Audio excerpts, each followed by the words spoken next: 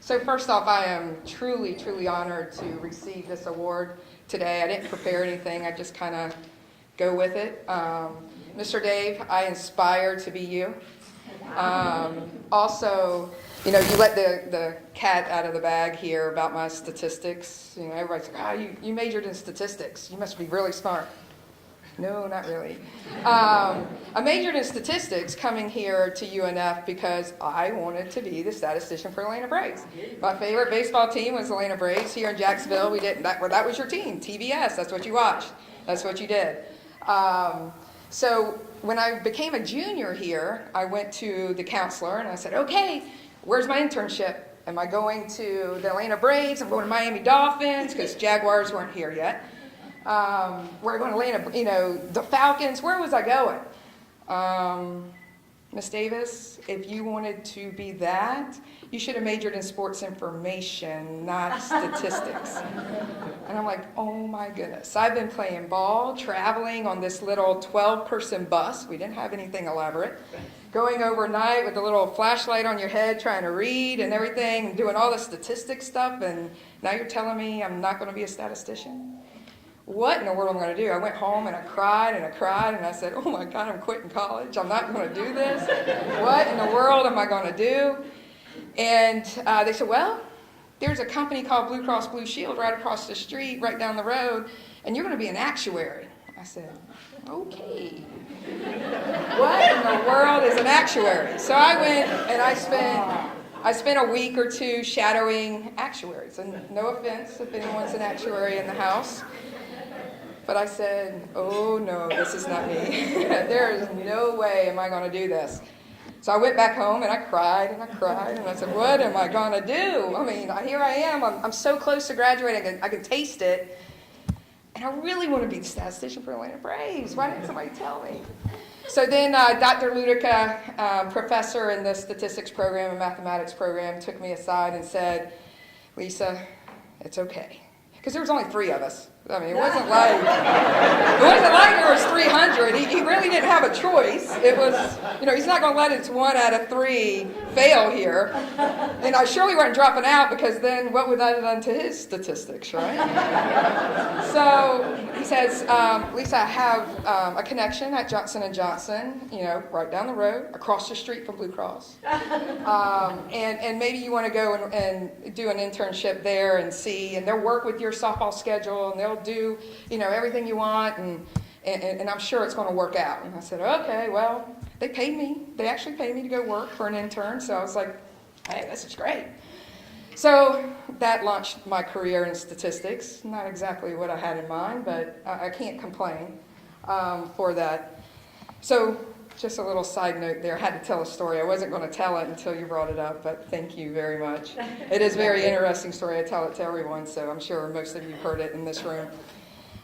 First, I want to take the time to really thank my family. My family's here at the table, my sister, my brother-in-law, my mom and dad, my niece, and everyone. Without them supporting my crazy ideas and my crazy journeys that I take them on, where in the world would I be today? So without their support and really supporting me, I would not be standing here today. First, I'd like to thank my mom and dad, Kathy and Terry Davis. Obviously, without them, I wouldn't be here. So I thank you for that. Second is the values that they instilled in me, and that was through hard work, dedication, treating folks like you want to be treated, and then also the support of your family. Your dreams can come true. There is nothing in front of you that you cannot achieve. I don't care who you are or what you can do. Also, I could take these crazy risks that a lot of people couldn't do. The reason I could take those risks is because I had such a great family to support me, and I knew if I failed, I always had a place to go home to. So without that, I would not be here today. So I do want to say thank you, and it means the world to me. Second, I want to thank, maybe, Christina, Mr. Eric, and Dean Curry, because without them and their perseverance to bring me back home to UNF, I would not be standing here today. It was through Christina's perseverance trying to schedule a meeting with me, and I'm not the best person to keep meetings. Let's just say that. No disrespect, just I'm not the best person there. She said, hey, let's just go to breakfast. And I'm like, okay, I can do that. And I'm not a morning person, so I'm like, 9:30, does that work? So we met for breakfast, and she was like, Lisa, I know you're an alumni, and you really haven't been involved. And I went to one of the awards that you were, and I hear all the great things you're doing about the community. And said, hey, I really want you to get involved. And I said, well, Christina, you know, I am a second generation Jacksonvillian. My mom and dad were born and raised here. I was born and raised here. Obviously went to college here. And now we're raising, I say we are, but my niece who is here today is a third generation Jacksonvillian, and hopefully she'll raise her kids and stay here too. We really love the community and what it does. So Coach Moon, you want revenue for women's sports? Girls gymnastics. Good revenue generator. So I just have to put a plug. So when she said, hey, okay, so I really think, you know, you need to come back. And I was like, you know, I've been wanting to come back and help, you know, be a part of UNF and be an alumni that can contribute and give back to the community and help in any way I can. I just don't know where to start. Where do I go? What do I do? And she's like, I can help you. But the first thing I want you to do is help me with the library. And I said, the library? I said, you know I was an athlete. Nothing against athletes, but, and my passion is with athletics. I thought for sure you were going to ask me to help with the athletic program.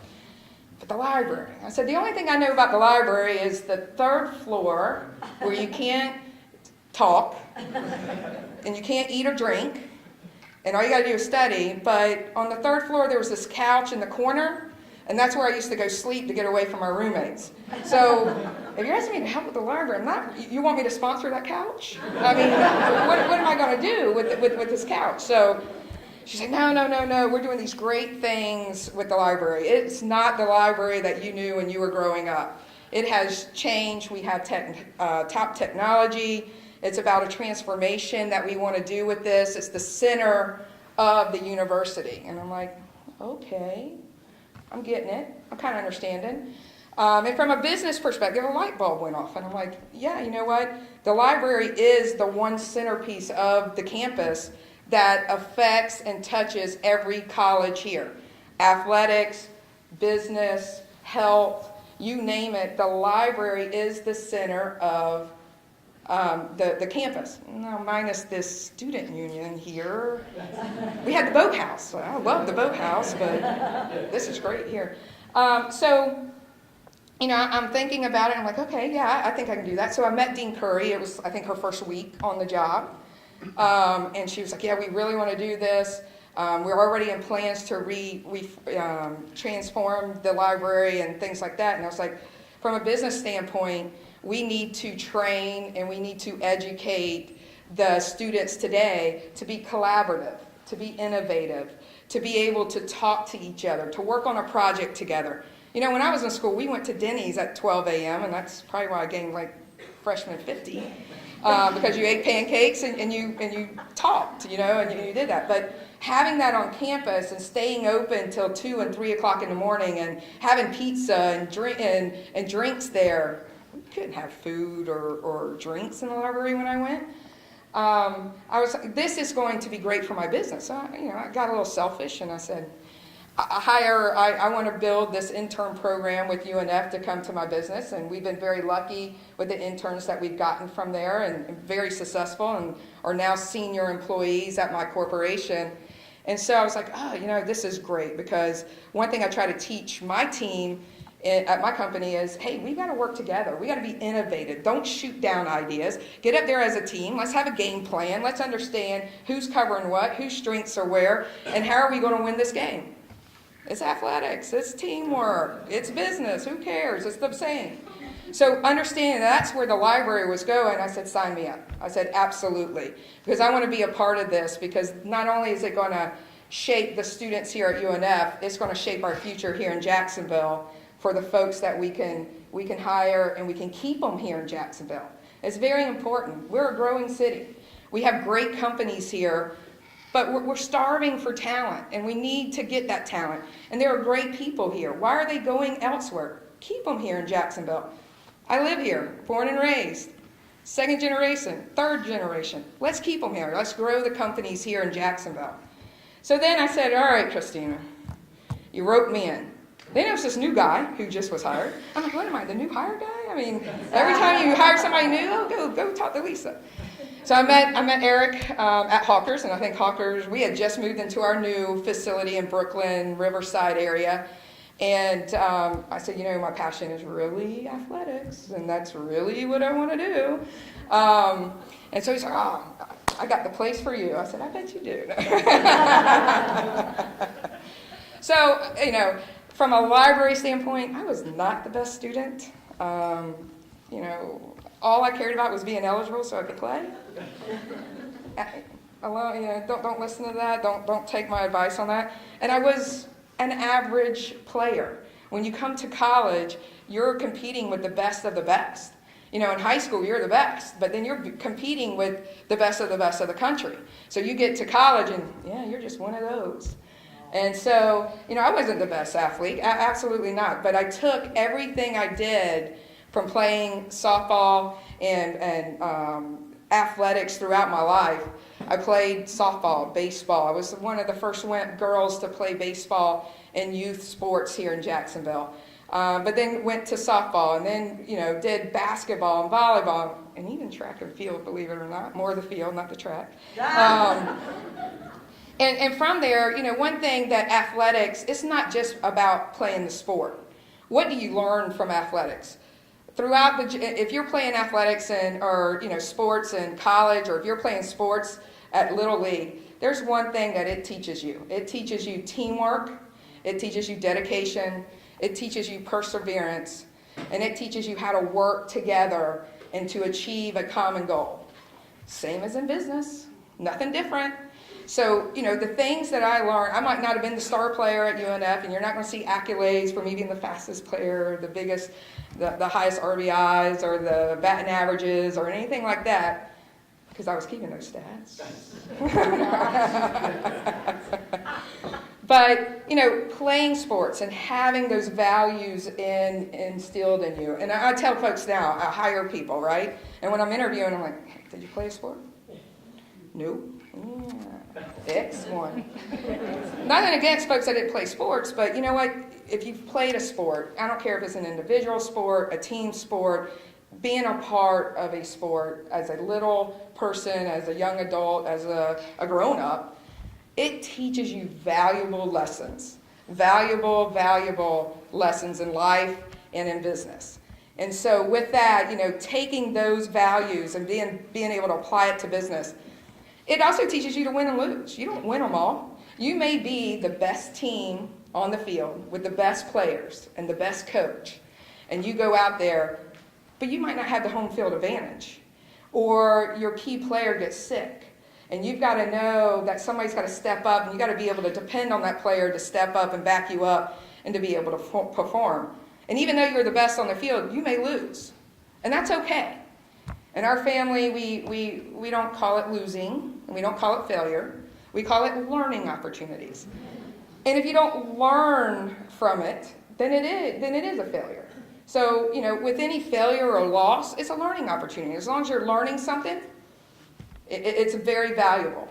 So, you lose that game, you go back into the study room or the tape room, and you're looking at video, and you're critiquing, and you're making things better. You're working as a team. You go practice a little bit harder. You hit the weights a little bit longer. You're in the batting cage a little bit longer.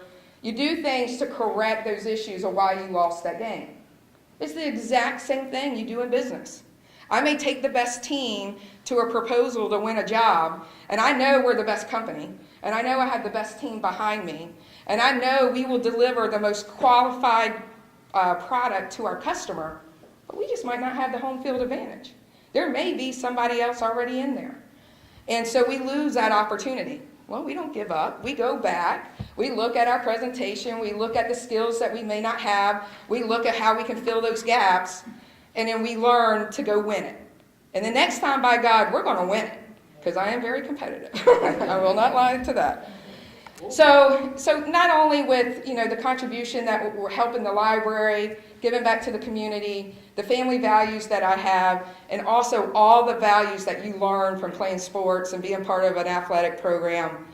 That is one of the things that I can say I am extremely, extremely grateful to be a UNF grad, to be a UNF alumni, and to go Ospreys. So thank you very much for this honor, and I am by far still don't know why I won it, but thank y'all very, very much.